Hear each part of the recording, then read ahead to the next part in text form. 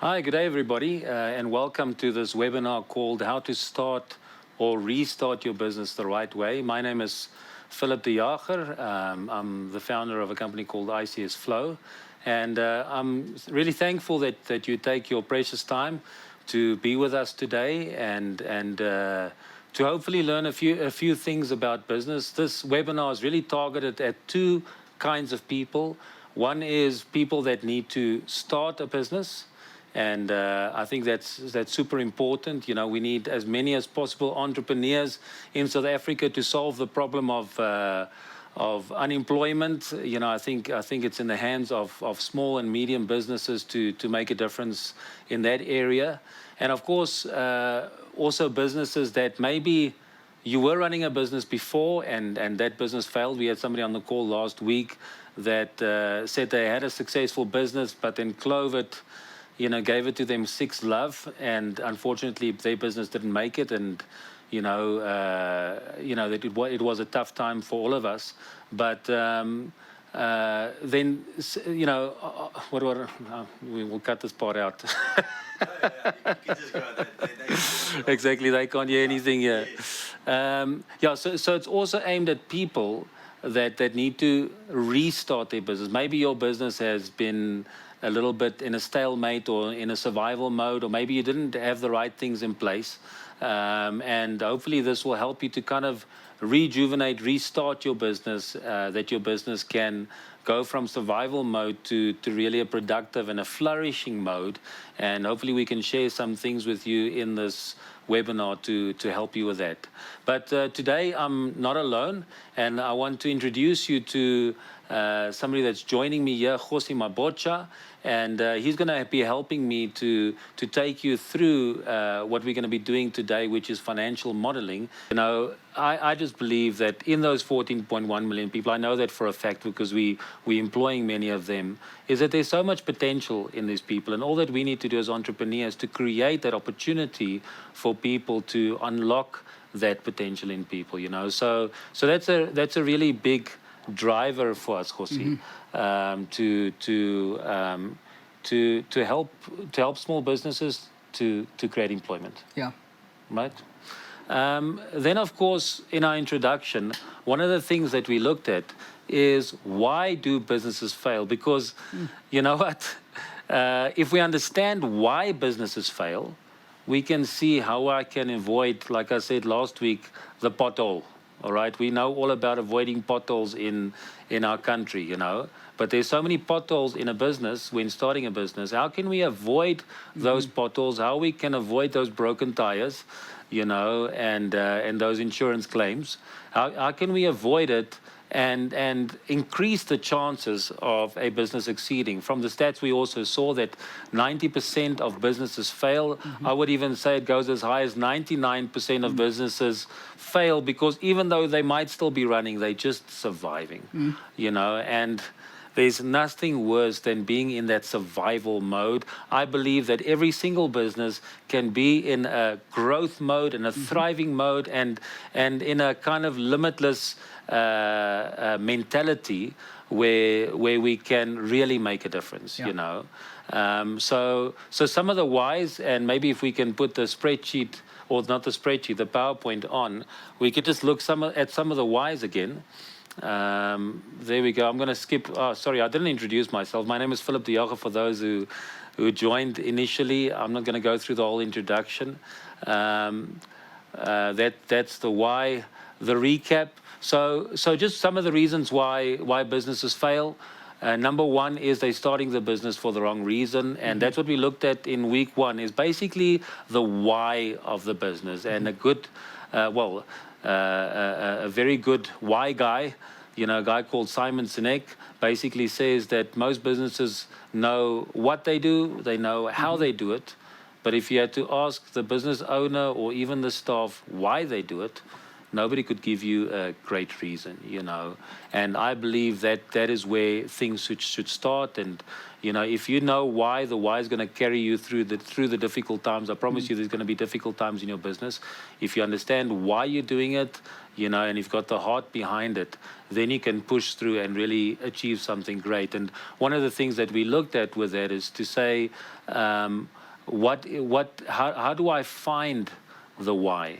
And the question that we're asking is to say,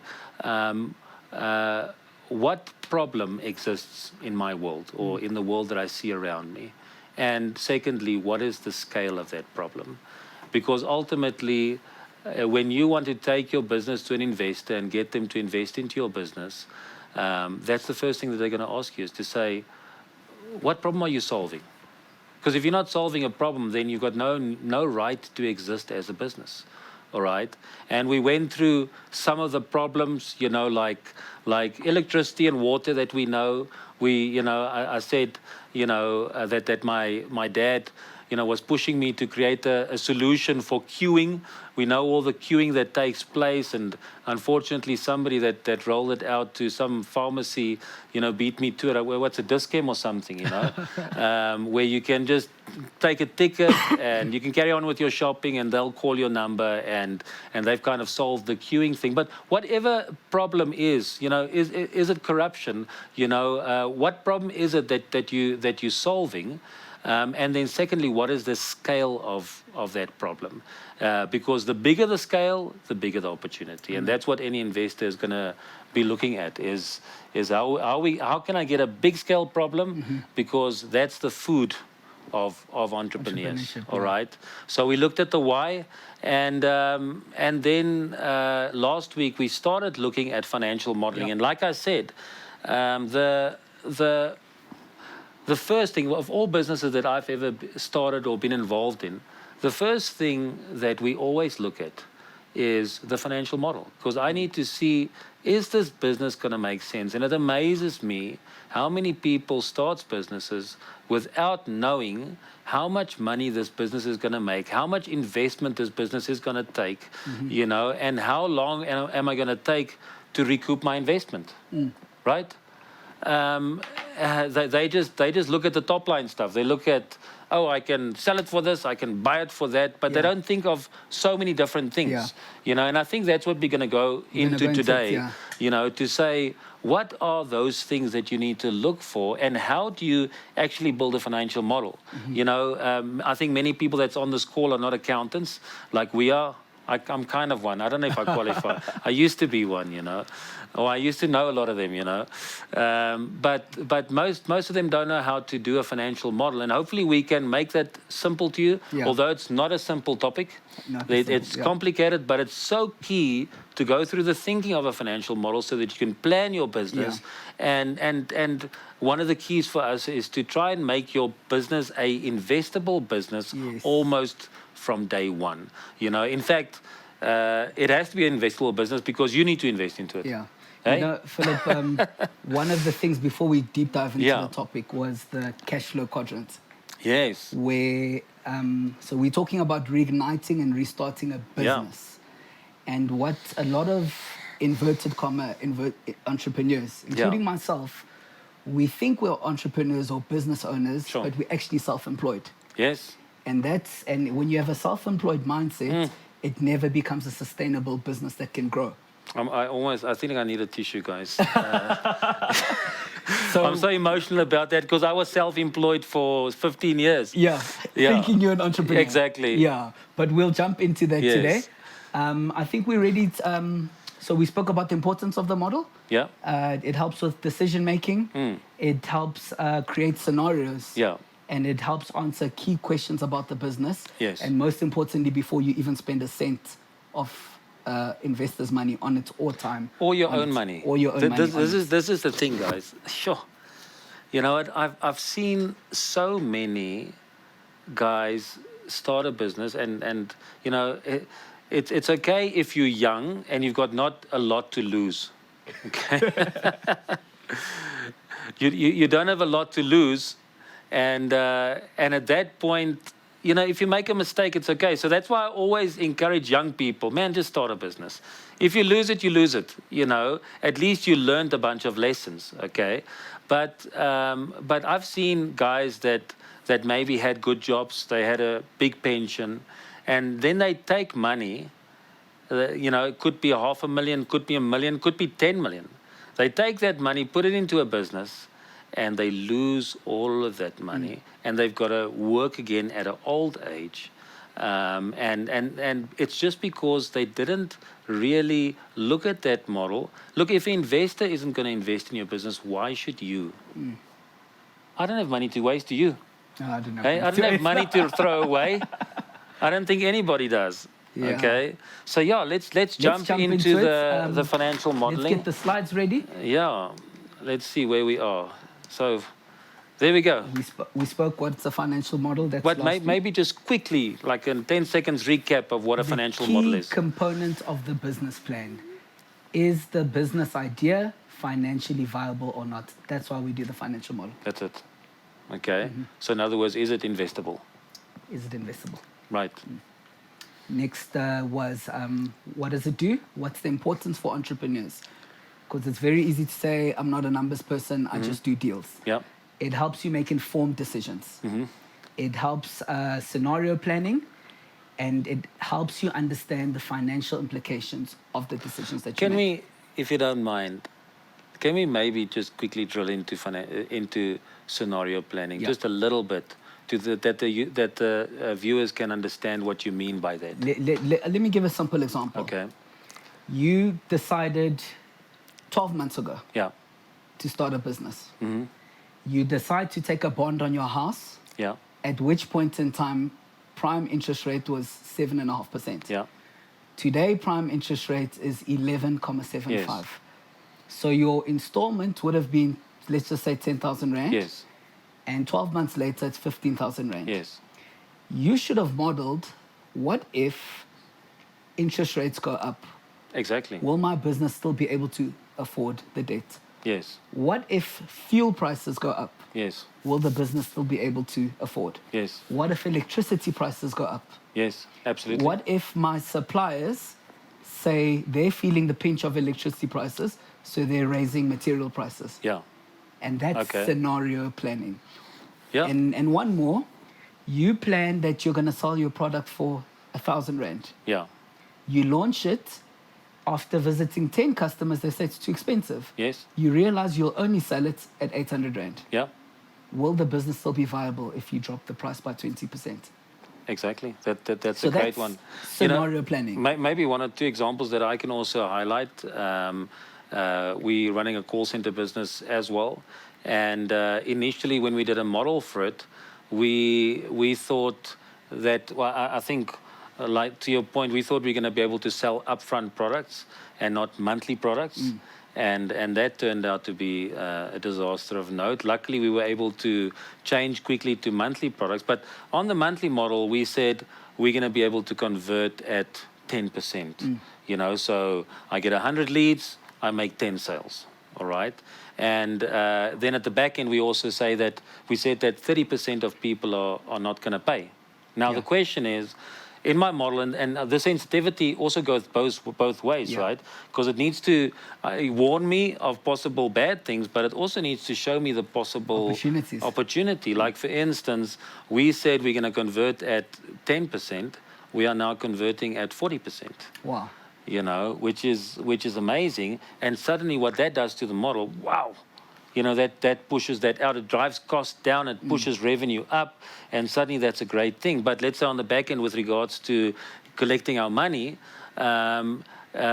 maybe we said it's going to be 30%. What if that goes to 40% of people not paying us? Yeah. What does that do to the model? And I think what you mentioned last week, which is very important, is that this financial model is not a thing that you do once. Yes. It basically, you do it once to make a decision.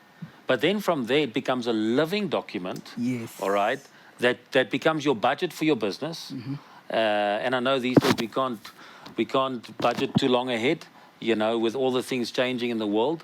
But it becomes I call it almost my covenant.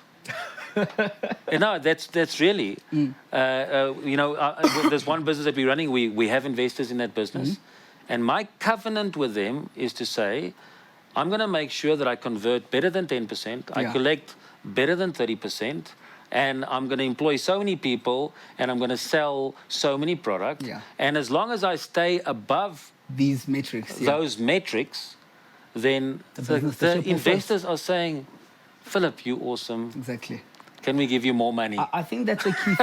It's a key thing you're saying, because the model will help reveal to you what you need to focus on. Yes. So many times, whether it's startup or early stage businesses, the entrepreneur's wearing a couple of hats. Yes. Marketing, sales, finance, Yes. admin. Yes.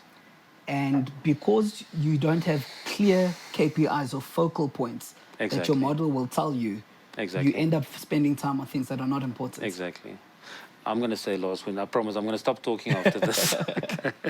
But I want to say one last thing, okay, is that once you have that financial model in place, you need to be accountable to somebody on that, okay?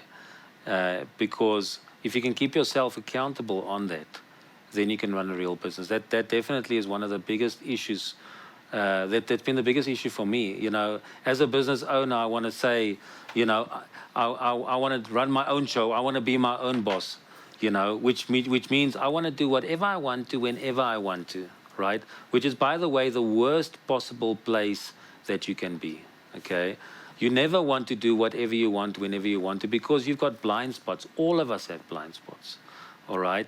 So you need somebody that's going to keep you accountable and say to you, Philip, but you said you're going to make 100 sales. You said you're going to convert at 10%. You said you're going to, you know, and you need that accountability, because that is such a key component of growth for me in my personal experience. And we're gonna. I'm jumping around you, but we'll talk about that at one of the other sessions. Okay. But I think just so important, that financial model it helps you to make a decision, helps you to run your business going forward, and it keeps you accountable to yourself and to your shareholders ultimately. The stakeholders, yeah. Yes. Okay, let's go through to the next slide.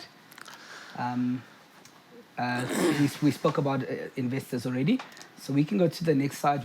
We touched a bit on sales forecasting, and you know, the main things was that it must be informed, your estimates about the sales you're going to make, whether it's based on this is the size of the market, and you're targeting 10% or 1%, or maybe you've tested the product, you've spoken to friends, you've spoken to family, and from that you begin to forecast. Yes. But the key thing is that in our model, the inputs or the assumptions that we make must be informed. They must like we said last week, bankable, right? Bankable, exactly. Yes. Exactly, bankable. So we can jump into the next slide. And then we said on the expense side of things, there's three key main types of expenses. You've got your once-off setup costs, which we're going to go practical on today. Okay. What is it going to cost me to set up this business? Yes. The once-off items. Yes. And depending on the type of business, some businesses are heavy on stock. Yes. Some businesses are heavy on machinery, which is used to create something. Yes. Some are heavy on software. Yeah. So it's intangible, but it's capital intensive. I know in your business, heavy software costs to be paid, but those are the once-off costs. Then we touched on fixed costs or operating costs. Yes. These are the monthly costs that will be there every single month, irrespective of how many sales you make. Yeah. That's salaries, rent, insurance, subscriptions, those type of costs. Telephone, Wi-Fi, fiber, those type of costs. Okay. And then thirdly, we spoke about variable costs. Yes. It's the costs that vary in relation to how many volumes your business is selling. Yes. Those are the variable costs. Okay. So let's go next slide. And I think today we're gonna jump into the fun stuff, the Excel. Okay. So I did, you know, I've created simple steps. Yes. You know, I think, as we've said, financial models are complex. To really deep dive, it will need, you know, consultation and so forth. But I've put on a page some steps that an entrepreneur can start to at least get to that point of, is this business worth it or not? Yes.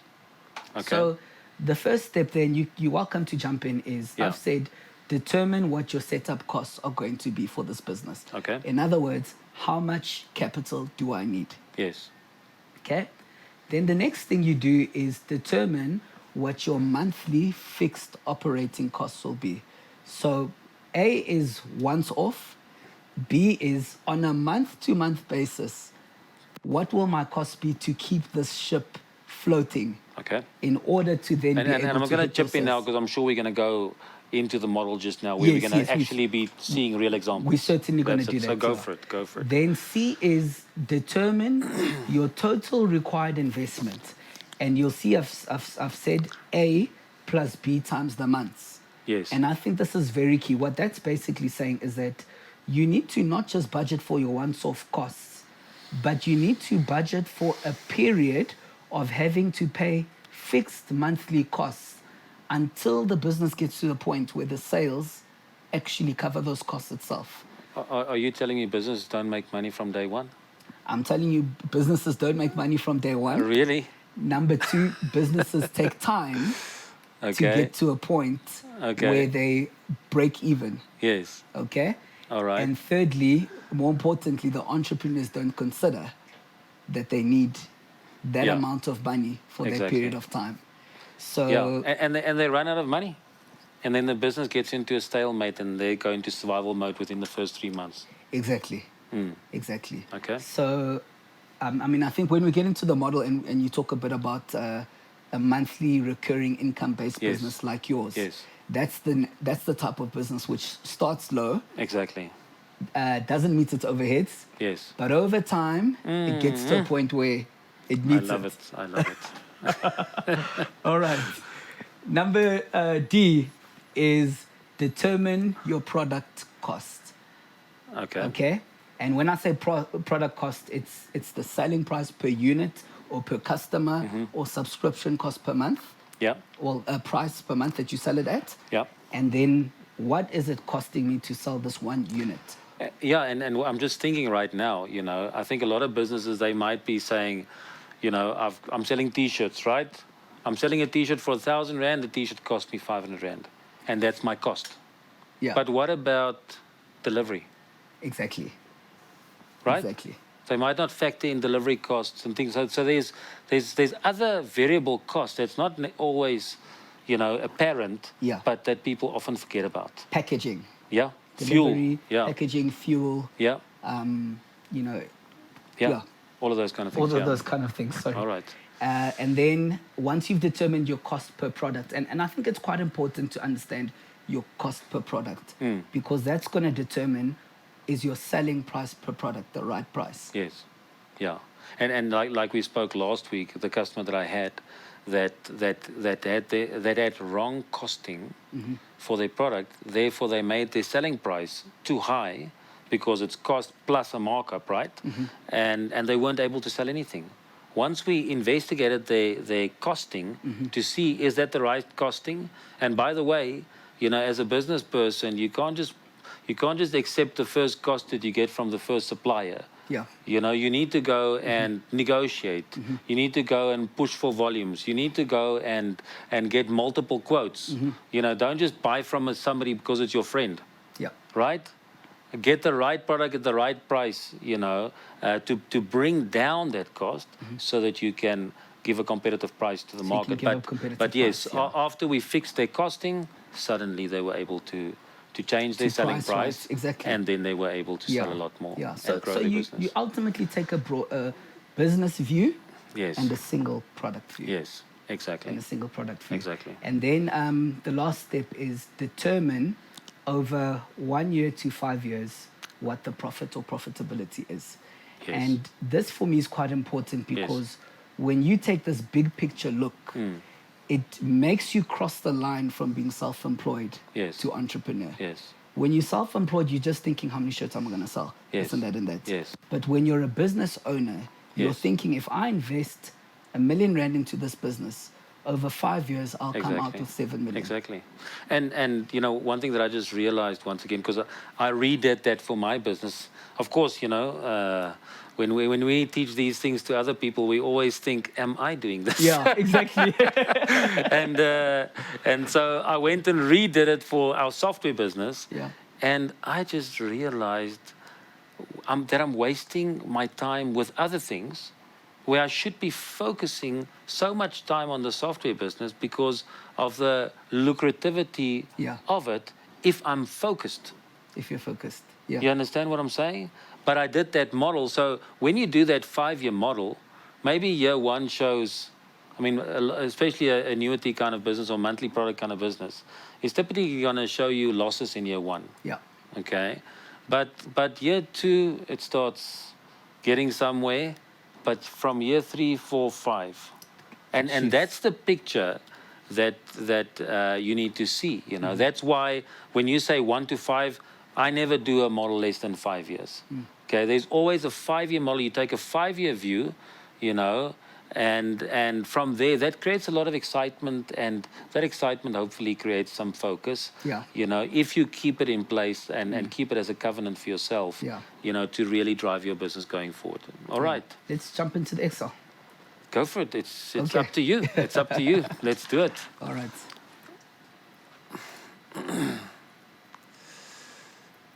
Okay, here we go. So what we've got here, is this visible? Is the Excel visible?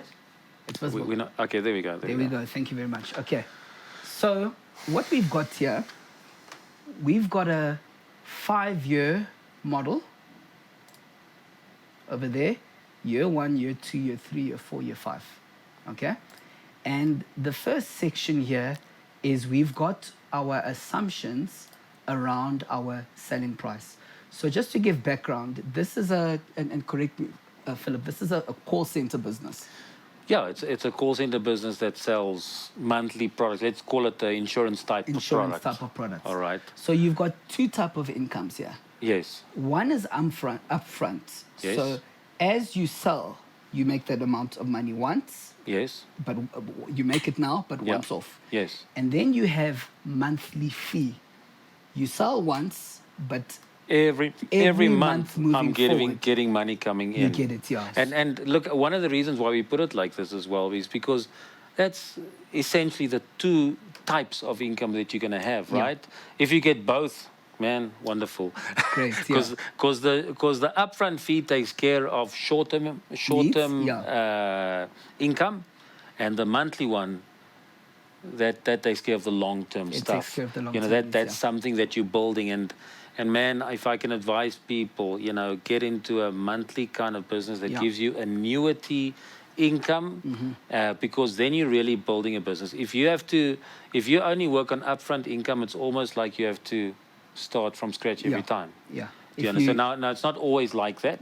You know, there's some businesses that are very lucrative that gets an upfront amount, but one of the reasons, you know, that I went from a consulting type business where if I work, I get money.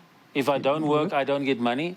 One of the reasons is because I want the annuity business, so that, you know, look, I can't tell you how many times I would sit in the apartment building on the 16th floor, and then I see my family playing on the beach there, and I'm like, yo, it would be nice. Wouldn't it be nice to be there? And then I get a phone call from the customer, are you done? Okay, I'm almost done. You understand what I'm saying? And I really, you know, the reason why we created this annuity business is so that when I go on holiday, it's a holiday. Yeah. You know, while I'm on holiday, you know, people are working on our software. While I'm on holiday, I'm earning money from phone calls that they're making through our system. While I'm on holiday, I'm earning money from every SMS and every email that gets sent out, even if I'm not working. People are working. It's a system. I'm having holiday. It's a business. It's a business. That's what a business should do. It's actually a It should business. run itself. It should run itself. That's yeah. it. So right. that was the first assumptions. Is back to the Excel, the monthly fee, the upfront fee. Now what we begin to do is we begin to make assumptions about the costs that are going to be needed in this business. So Yes. these are the variable costs. And I like what we've done here, Philip, is that we've already applied our minds to what can these variable costs Yes. do. So just to simplify, the business makes money once someone is subscribed and immediately. Yes. Okay. Now you employ agents, and every time an agent sells a product, Yes. they earn a commission. That's it. So the fee your business would earn is 1.5, Yeah. and the direct cost, the variable cost to that Yes. sale, Yes. is the 250 Rand commission that must immediately Get paid. Get paid out. That's it. Now, simple question. Mm-hmm. You get in 1.5 and your cost is 250. Yes. 1,200 is immediate profit. Immediate profit. That's it. We just have to establish that there's a profit. That's it. I know it's a basic thing I'm Yes, saying. yes. But that's a simple 2-minute question Yeah. to see, does this business... Can I say one thing about this, and I haven't really addressed this, okay, is that most business people, when they do a financial model, if they do a financial model, when they plan their business, you know, they create a business on the back of their skill. To say, I'm a plumber, so I'm going to start a plumbing business. Okay, now question, who's going to do the work? No, I'm going to do the work. Right? Mm-hmm. That's self-employed, isn't it? It's self-employed. Now what happens if you don't work? You don't get paid. You don't get paid. What's the worst place to be according to the cash flow quadrant? It's the E and the S. Well, no. E is still okay because with employed, I get money every month. It's consistent. Even in December, they're gonna pay me a salary. Whereas if I'm self-employed, I don't get a salary in December because I'm on holiday, right? And everybody's on holiday. Okay. If I'm employed, I might get a bonus in December. Look, I was self-employed for 15 years and my boss didn't pay me one bonus. Not even one. You think maybe out of 15 years, once I'll get a bonus. Can you believe? No increase. Not even once. Look, the worst No leave. the worst boss that you can have is yourself. So never be self-employed. All right. That's the worst place to be. And look, I'm not speaking down on anybody that's self-employed. I was there for a long time, but I would really advise you, you know, to do this financial model, but take yourself out. Take yourself out of the business. Okay, you are not an employee. Like there's a saying that says, we shouldn't work in our business. We should work on. We should work on our business. Yeah. Okay. See, while you're working, you're not thinking about your business. You're not. You know, you don't have the time to stand back. And let me tell you, in recent times, I've just taken some moments where I just stand back. Maybe that's in the steam room at the gym, you know, or on a mountain somewhere, you know, with a tablet or 2 tablets. What's it? You know, and just stand back and think about the business. Think, where is it where I need to spend most of my time? Where is the place where I'm going to get the best return? Because I might be focusing. You see, while you're running around in the business, you're so busy with things that you're not analyzing your business. You're not thinking about your business. Yes. So that's a great piece of advice that I give. And I do this on the back of seeing here that it says agent commission. Yeah. Now you think I can get 250. No, forget about it. Pay the commission. Pay someone to do it. Employ somebody, pay commission to somebody to do it. And you just think, okay, how can I get the right people? How can I get the right products? You know, how can I market better? You know, and all the things that you need to think about in running a business. Stop being the self-employed. the hero. I wanted to say idiot, but I won't say it. Okay. So I think what we're establishing there, and a great principle, is that one, we're seeing what it costs for the agent, and to your point, we're acknowledging that we need people to run this business. The next thing we do, we begin to make an estimate about how many sales can these agents do per day. Yes. This is a productivity metric. Exactly. We're estimating volumes. Yeah. We even actually setting a target right now. Exactly. Because we will see from the remaining numbers that if 1 or 2 per day is not met, what are the implications? Yes. And if it's met, what's the potential? Exactly. That's a scenario planning that you talked about. It's scenario planning. That's it. Okay. It's scenario planning, but also it's understanding the productivity of your business. And this is any business. Some are time-based, some are volume-based. Yes. Then we look at conversion rate. So in your business, this means an agent makes 100 phone calls. Yes. We only estimate that 10% of the 100 will actually become real life sales. So you budget on that. Exactly. So that could be, You know, any other business, you make a simple example, you knock on 100 doors, but only 10 will sell. Yes. Um, Let me say one or two things about that. Okay. As a business person, not everybody's going to buy from you. Some people are going to say no. And if you get discouraged if people say no, in fact, what we see there, what does 10% mean? It means 9 out of 10 people Said no. are going to say no. Yeah. You know, now we've got a call center, as I said earlier, and it's a different breed of people. I don't know where they got them from. You know, they say men are from where? Venus, and women are from Mars, or something like that. But call center agents are from an entirely different planet all by themselves, because if people say yes, they're like, oh, that's so boring, you know. But when people say no, now they activate it. Yeah. You know, now they're saying, okay, now my job driven. can start. I can tell the people why we should go from no to yes. All right. So not everybody's going to buy from you. But then also when it comes to metrics like this, okay, like the 10%, I didn't suck the 10% out of my thumb. Okay. I looked at many other businesses. Now, luckily, from our software business, we have many call centers that's running our software. And from those stats, we were able to see, okay, in typically, you know, a 10% conversion rate is good. Some clients are doing 15%, and the exceptional clients are doing 20%. Yeah. All right, but we had a basis for where we get to. So Exactly. So I don't know what do they call that? They call that a benchmark, right? Yes, yes. So for your industry, look. You can't do a financial model without understanding the benchmarks of your industry.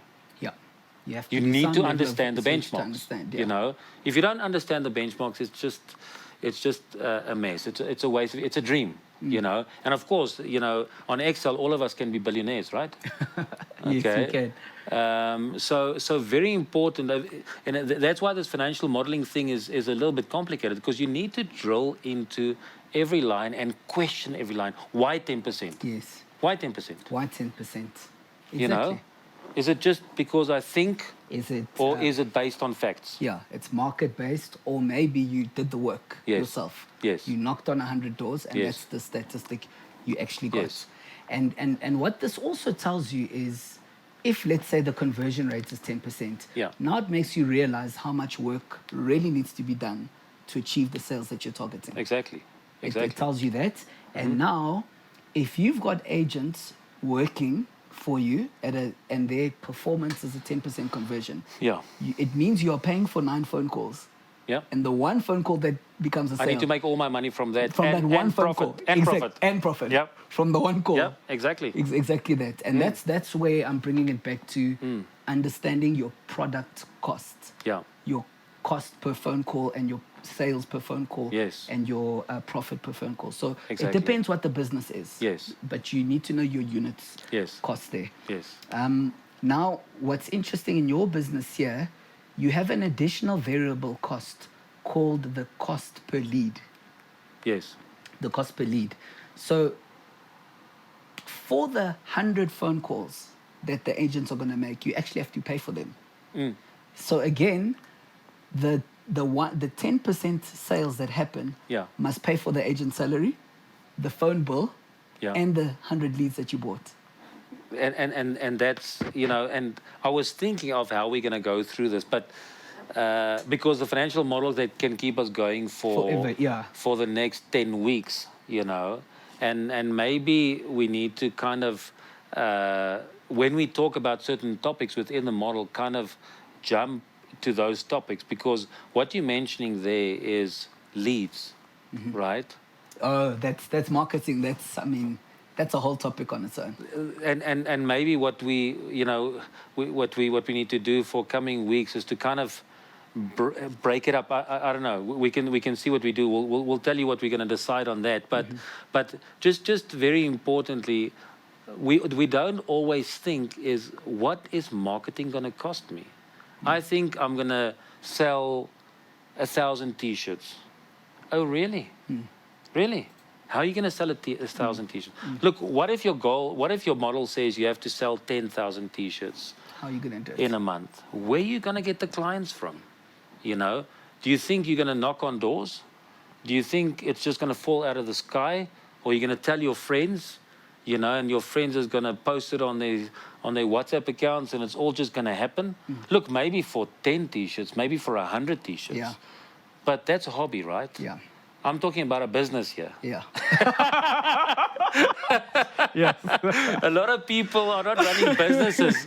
They're running hobbies. Yeah. You know, I've got a nice hobby because I like making T-shirts. Yeah. And now I'm making T-shirts for a bunch of my friends. And yeah, it gives me enough money to, you know, to pay the rent and to buy a car and things like that. But it's not a business. I'm not going to change the world with that. No, you're all right? not. But if I want to generate leads, that leads cost money. So maybe I need to create some Google ads, right? Exactly. Those things don't come for free, you know. That's money. You need to put money down there that those leads can come. And now you need to phone those leads and convert those leads, all right? Maybe you're doing some Facebook ads. Maybe you're doing LinkedIn ads. Whatever the case may be. I'm not even going to mention buying a database because I don't believe in that at all. It's completely against my religion, you know. I hate cold calling, you know. So I you know, get customers that are interested. You're going to save a lot of time and money and effort, you know. Let the customer click on an ad that you put there. But yes, leads cost money, and most people don't think that they have to spend money on marketing. Yeah. In fact, my dad, he always complained, you know, when the companies that he worked for big listed blue chip companies, every time those companies went through a difficult time, the first thing that they cut was the marketing budget, and he could never understand that. Yeah. You know, that's the one place where we need to spend money so that your business can grow. All right? Carry on, carry on, sorry. I think the key thing here is that we factored that cost. Yes. We factored that cost. Yes. And it means that if we, for example, want to make 1,000 phone calls, meaning we need 1,000 leads in the first month, we need 150,000 Rand ready before one phone call has even made a sale. Yes. That you know, that's the main thing we need to show here. But let's look at that, because we've got the cost per lead, right? Yes. And then what do we have below that? You've got your lead cost per sale. So what we've said there is, because you have a 10% conversion rate, I need 10 leads. You need 10 leads to get one sale. And now let's relate it back up to that upfront fee. To the 1.5. So your product costs, what really costs you is upfront fee of 1.5, commission of 250, lead cost of 1,500. So where does that put me right now from an upfront point of view? So you actually make a loss of 250 Rand. But the opportunity is the 115 that you coming make in recurring. So which means, and this is what people need to understand, is if you do this kind of model, it might mean that you're making a loss in month 1, month 2. Or even year 1. Or even year 1. Yeah. Okay.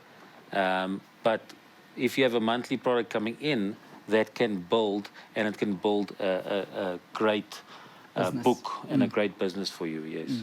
Okay.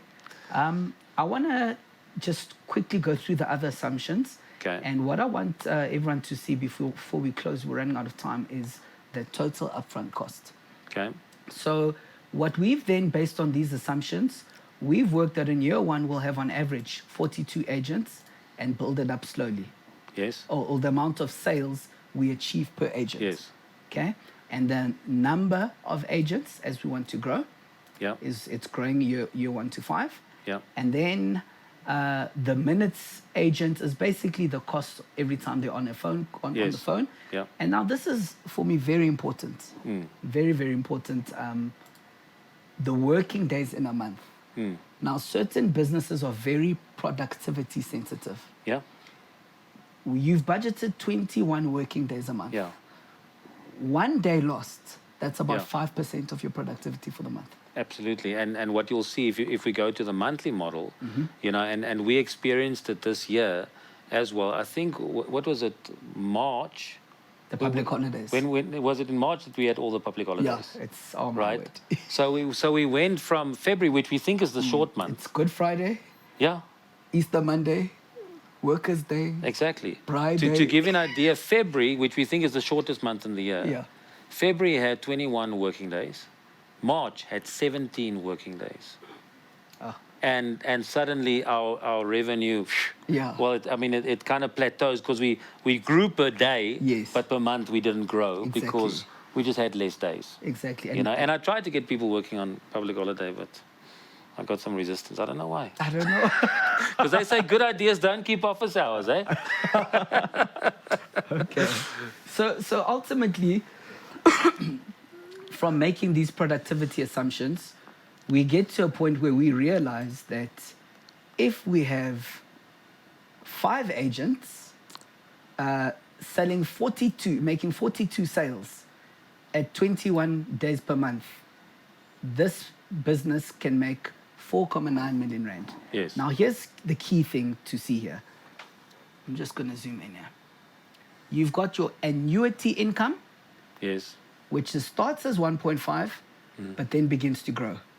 Yeah. And then you've got your marketing fee income. Your upfront income. Your upfront costs at 1,500, which Yeah. fairly stays flat. Yes. This is telling me that this is where the real business is. Exactly. That's Is what we the want to book focus on. That grows, yeah. Yes. Now, also, we've just realized that, wow, there's an opportunity here. I'm already thinking, what if I double the amount of agents? Exactly. How much bigger this business could Exactly. be. And the key thing is that this is what figures can tell you. And I mean, now I can take an idea like that, because let me tell you, one of the big clinches for us was to have this unlimited thinking. In other words, I've got all the money in the world, I've got all the time in the world, I've got all the people in the world. You know, What's possible? what is possible? So and maybe we can kind of end off on that note, because and then next week we can carry on with the overheads and things, right? Is that's one thing that one piece of advice that I can give to business people is to say, have an unlimited mindset. Okay, when I do a financial, remember, Excel is extremely patient. Have an unlimited mindset, all right, where you say, I've got no limitations. Because one of the biggest things that I felt over the years as a business person is I don't have enough time. I don't have enough money. You know, I'm always constrained, right? But as soon as I removed those constraints, and look, it doesn't mean that I suddenly won the lotto. It just means in my mind I said, I've got all the money in the world. If I had all the money in the world, how would I structure this business? Okay, if there were no limitations. And that's the way that you do a financial model. Remove the limitations. So remove the limitation that I need to do the work in the business. Forget about that. Okay, I know when you think about it, because I deal with many business people and they get stuck on this, to say, yeah, but, you know, if I don't do the work, who's going to do? I can't afford to pay a salary. Okay, let's just for a moment imagine that you had all the money in the world. You know, maybe your daddy is called Gates or something. Okay, you had all the money in the world, you had all the time in the world, and you had all the people and resources in the world. Okay, now how do I do a financial model? Build a financial model that way to say, okay, if I sell 1,000 T-shirts, and you know, maybe make it if I sell 10,000 T-shirts. Hey, even take it to what if I sell 1 million T-shirts? Okay, what do I need? Okay, I need to get the T-shirts at that price, because remember, if I'm buying 100 T-shirts versus buying 1 million T-shirts, I can get the T-shirts at a much lower price. Okay, so work on those kind of things, you know, and then say, okay, for that I need so many salespeople. I need so many people that's going to actually print on the T-shirts, you know. I need so many buckies and delivery, whatever, you know. I need to pay for so much fuel, okay. So just for a minute, when you do this model, forget about your limitations. Build it out like an investor that, remember, investors have money, okay. And that's how they think. They think, okay, I've got all this money. What is the best way, you know, outside of limitations, okay? What's the best way to build this model? And now I can put together a proper model that I can run a proper business, not self-employed, a proper business, and where I can actually make a proper difference and employ a lot of people. Okay, so yeah, I think let's kind of end on that note. Jose, any last words before we go on to next week? Last words, I'd say, and this is for me too, re-look at the model of your business. Yes. And the beautiful thing is that the potential is there. Yes. Think big. Yes. I'm taking what you said too hard. Think big, think without limits. Yes. Because if there's an opportunity which is viable, yes, you can find investment. Exactly. Just do the homework. And one more thing is the work of doing the model makes you think through the business. You're actually doing a business plan. Yes. When you go through the model. Exactly. And look, you learn. That's one thing about business people. If we invest the time into learning, man, you can learn a lot. And you can take complicated issues and make it simple over time and debunk those things, which is what we want to try and what we're trying to do for you guys, is to say, how do we take complicated issues like marketing and financial modeling and leadership even later, how do we make it simpler for you that you can apply some things that's going to make a difference to your business today? So from my side, I just really want to thank you again for investing your time with us and for listening this whole time and staying on the call.